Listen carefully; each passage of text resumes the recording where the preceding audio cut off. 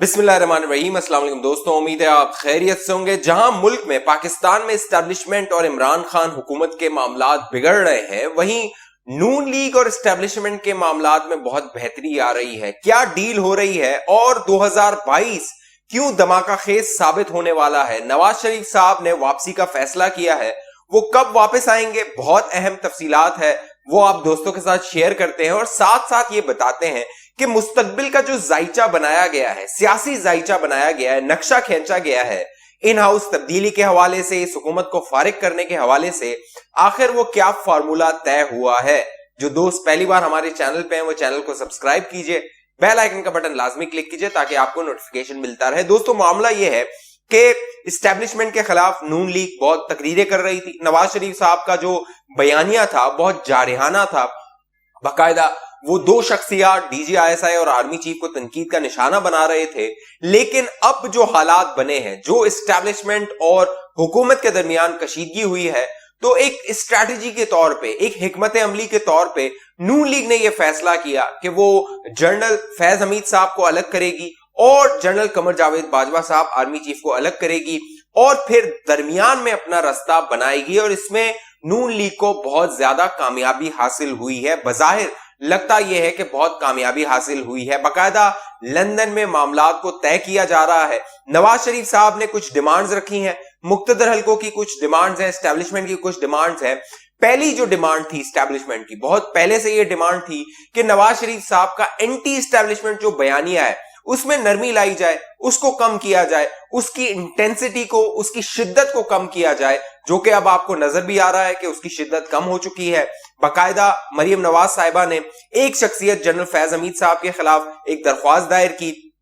जब उनसे press conference के दौरान जनरल बाजवा के हवाले से सवाल किया गया था तो उन्होंने उसका खुल के कोई जवाब नहीं दिया था। लेकिन पूरी स्ट्रैटेजी ये बनाई गई कि ISI chief general Faiz Hamid साहब को निशाना बनाना है। उसमें जरा ये बताते हैं कि शहबाज शरीफ साहब भी ऑन बोर्ड थे। जब मरीम नवाज ने इस्लामाबाद हाई कोर्ट में दरख्वास्त दायर की तो वो शहबाज शरीफ साहब के मंजूरी से, शहबाज शरीफ साहब के मामला इल्म में था।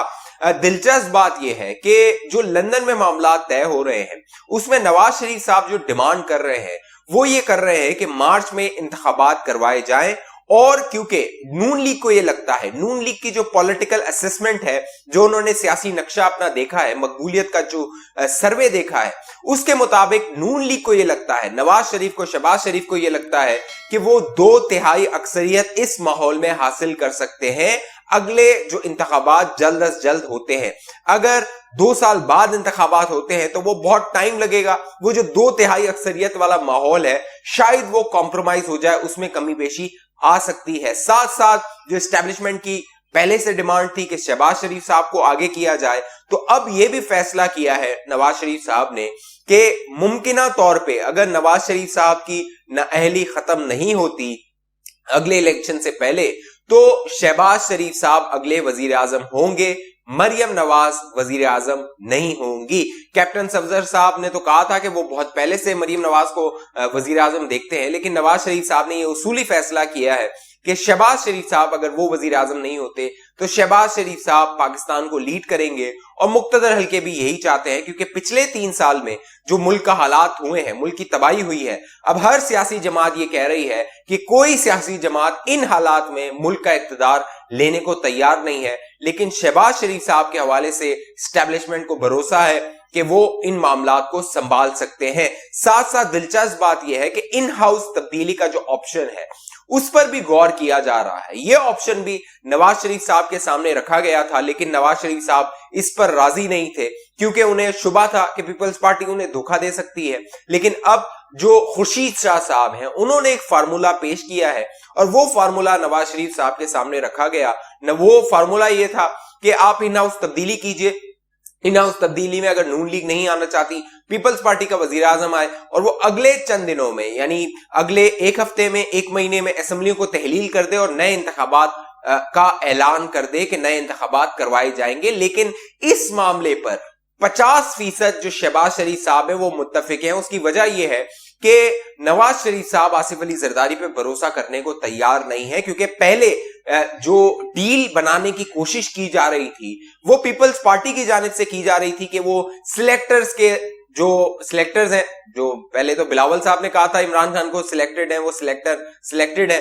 اب سلیکٹ ہونے کے لیے پیپلز پارٹی کی یہ کوشش تھی کہ وہ اسٹیبلشمنٹ کے ساتھ معاملات کو طے کرے, اسی لیے پی ڈی ایم کے ساتھ جو کچھ ہوا تھا وہ آپ سب نے دیکھا. لیکن نواز شریف صاحب کو یہ لگتا ہے کہ آصف علی زرداری پر اس طرح بھروسہ نہیں کیا جا سکتا, اسی لیے وہ ان ہاؤس تبدیلی کے حوالے سے کوئی حتمی فیصلہ ابھی انہوں نے نہیں کیا ہے. لیکن اگلے سال جو دسمبر اور جنوری ہے 2022 جو ہے بڑا دھماکہ خیز ہوگا سیاسی طور پہ, اور جو نون لیگ کی سمت ہے وہ واضح ہو جائے گی 19 نومبر کے بعد.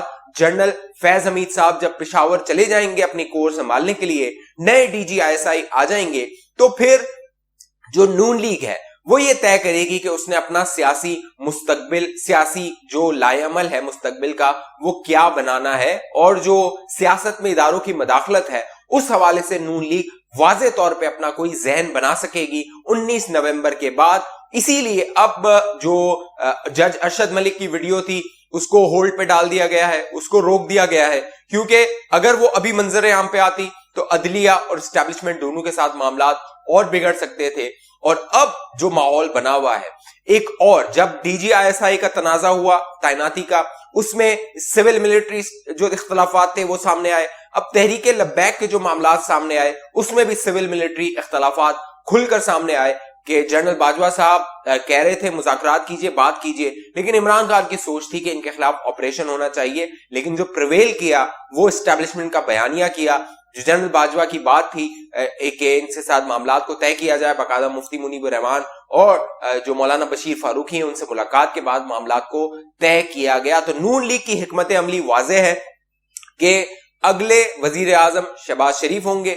ان ہاؤس تبدیلی کے حوالے سے ابھی 50% جو ہے وہ مائنڈ بنایا ہے نون لیگ نے, اور لندن سے جو 2022 ہے نواز شریف صاحب فیصلہ کر چکے ہیں کہ 2022 میں انہوں نے ملک واپس آنا ہے, ان کی جو نااہلی ہے اس کو چیلنج کرنا ہے, اس پہ کوئی فیصلہ لینا ہے, اور شہباز شریف صاحب اگلے امیدوار ہو سکتے ہیں وزیر اعظم کے. اس حوالے سے آپ دوستوں کی کیا رائے ہے نیچے کامنٹ کیجئے. جن دوستوں نے ابھی تک ہمارا یوٹیوب چینل سبسکرائب نہیں کیا وہ سبسکرائب کر کے بیل آئیکن کا بٹن لازمی کلک کیجئے تاکہ آپ کے پاس معلومات آ سکیں.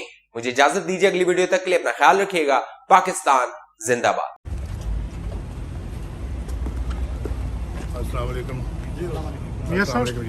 یہ سب مہنگائی کافی بڑھ گئی پاکستان میں, ڈالر بھی آلموسٹ 170 پہ ہٹ کر رہا ہے, تو کیا کہنا چاہیں گے جو اتنی مہنگائی بڑھ رہی ہے اور اس حوالے سے؟ دیکھیں جی, جب سے آئے ہیں ابھی آپ نے ڈالر کا ذکر کیا ہے, تو آج سن رہے ہیں کہ ڈالر 170 روپے کے قریب پہنچ گیا.